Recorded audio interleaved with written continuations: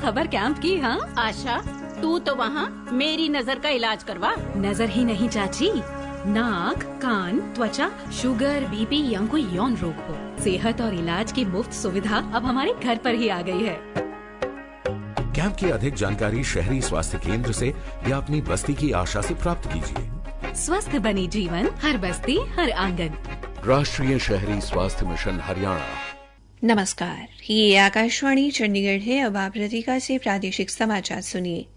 प्रधानमंत्री नरेंद्र मोदी ने कहा है कि 180 देशों का मिलकर योग दिवस मनाना ऐतिहासिक एवं अभूतपूर्व है। अंतर्राष्ट्रीय योग दिवस पर हरियाणा के मुख्यमंत्री मनोहर लाल ने पानीपत में आयोजित राज्य स्तरीय योग कार्यक्रम का नेतृत्व किया। हरियाणा के उप मुख्यमंत्री दुष्यंत चौटाला ने लोगों से योग को अपनी दिनचर्या का हिस्सा बनाने का आह्वान किया है।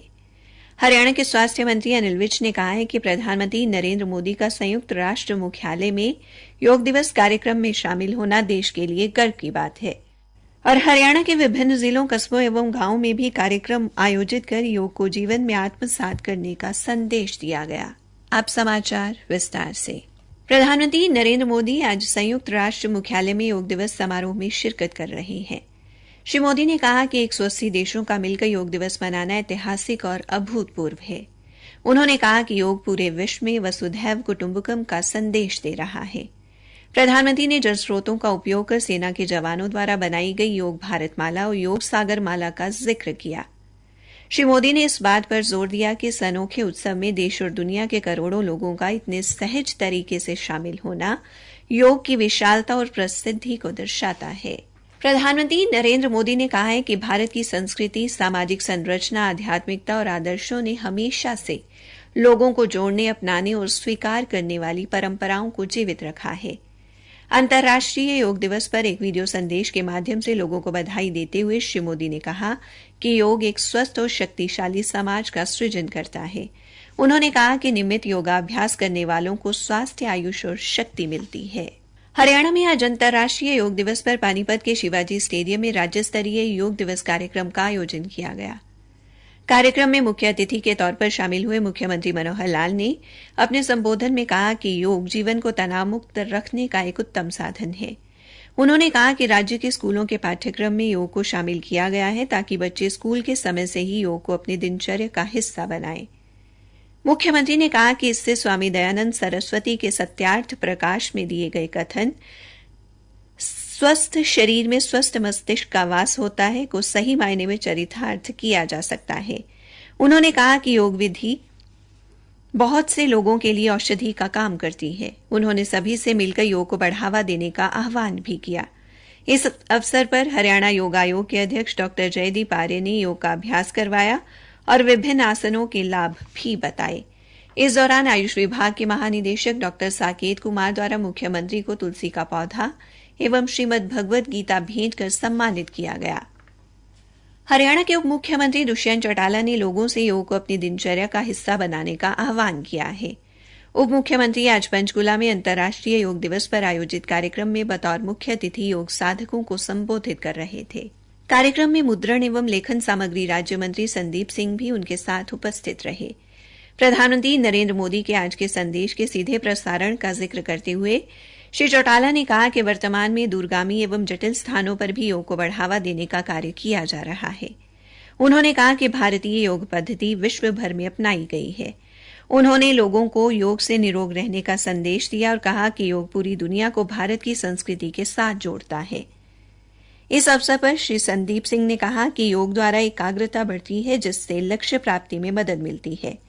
राष्ट्रीय स्वास्थ्य मिशन हरियाणा द्वारा भी पंचकुला में योग दिवस कार्यक्रम का आयोजन किया गया। गुरुग्राम जिले में आज हर घर आंगन योग थीम के तहत अंतर्राष्ट्रीय योग दिवस पूरे गरिमामयी ढंग से मनाया गया। ताऊ देवीलाल स्टेडियम में आयोजित योग दिवस समारोह में सांसद एवं भारतीय जनता पार्टी के राष्ट्रीय अध्यक्ष जेपी नड्डा ने बतौर मुख्य अतिथि शिरकत की। इस अवसर पर कार्यक्रम में भिवानी महेंद्रगढ़ के सांसद धर्मवीर सिंह बतौर विशिष्ट अतिथि तथा बीजेपी के प्रदेशाध्यक्ष ओम प्रकाश धनखड़ भी उपस्थित रहे। समारोह में श्री नड्डा ने जिलावासियों के साथ योगाभ्यास करते हुए अन्य लोगों को इसे अपनी दिनचर्या में शामिल करने के लिए प्रेरित किया। प्रादेशिक समाचार आकाशवाणी चंडीगढ़ से प्रसारित किए जा रहे हैं। हरियाणा के स्वास्थ्य एवं आयुष मंत्री अनिल विज ने कहा है कि संयुक्त राष्ट्र के मुख्यालय में प्रधानमंत्री नरेंद्र मोदी का योग कार्यक्रम में शामिल होना देश के लिए गर्व की बात है। उन्होंने कहा कि योग हिंदुस्तान की विधा है और प्रधानमंत्री के प्रयासों से इस विधा को कई देशों ने स्वीकार किया है। आयुष मंत्री अंबाला के वार हीरोज स्टेडियम में आयोजित समारोह में लोगों को बतौर मुख्य अतिथि संबोधित कर रहे थे। हरियाणा के विभिन्न जिलों, कस्बों एवं गांवों में भी अंतर्राष्ट्रीय योग दिवस मनाए जाने के समाचार मिले हैं। रेवाड़ी के तुलाराम स्टेडियम में वसुधैव कुटुंबकम के लिए योग के थीम के साथ योग दिवस मनाया गया। केंद्रीय राज्य मंत्री राव इंद्रजीत सिंह ने योग कार्यक्रम का शुभारंभ किया और कहा कि योग अब एक वैश्विक महोत्सव बन चुका है और इसमें देश व दुनिया के करोड़ों लोगों का सहज ढंग से शामिल होना योग की विशालता एवं प्रसिद्धि को दर्शाता है। सिरसा में आयोजित कार्यक्रम में सांसद सुनीता दुग्गल ने मुख्य अतिथि के तौर पर शिरकत की और कहा कि योग मनुष्य को सशक्त, शांत एवं ओजस्वी बनाता है। हिसार के महावीर स्टेडियम में आयोजित कार्यक्रम में विकास एवं पंचायत मंत्री देवेंद्र सिंह बबली ने बतौर मुख्य अतिथि शिरकत की। वहीं जगाधरी में आयोजित कार्यक्रम में मुख्य अतिथि शिक्षा मंत्री कंवरपाल ने योग को शारीरिक, मानसिक, बौद्धिक एवं आध्यात्मिक रूप से स्वस्थ बनने का मूल मंत्र बताया। सोनीपत के राई और गन्नौर में भी योग दिवस हर्षोल्लास के साथ मनाया गया। कैथल में आयोजित कार्यक्रम में श्रम राज्य मंत्री अनूप धानक ने योग को स्वस्थ रहते हुए पूर्ण आनंद पाने का माध्यम बताया। जन स्वास्थ्य मंत्री डॉ बनवारी लाल के नेतृत्व में महेंद्रगढ़ में नागरिकों ने योग क्रियाएं की। फतेहाबाद में हरियाणा के बिजली मंत्री रणजीत सिंह योग कार्यक्रम में बतौर मुख्य अतिथि शामिल हुए। जींद के चौधरी रणबीर सिंह विश्वविद्यालय में आयोजित कार्यक्रम में राज्य मंत्री कमलेश ढांडा ने कहा कि योग का विश्व स्तर पर लोकप्रिय होना गर्व का विषय है। रोहतक में आयोजित कार्यक्रम में शहरी स्थानीय निकाय मंत्री डॉ कमल गुप्ता ने सभी नागरिकों को योग को अपने जीवन में आत्मसात करने का आह्वान किया।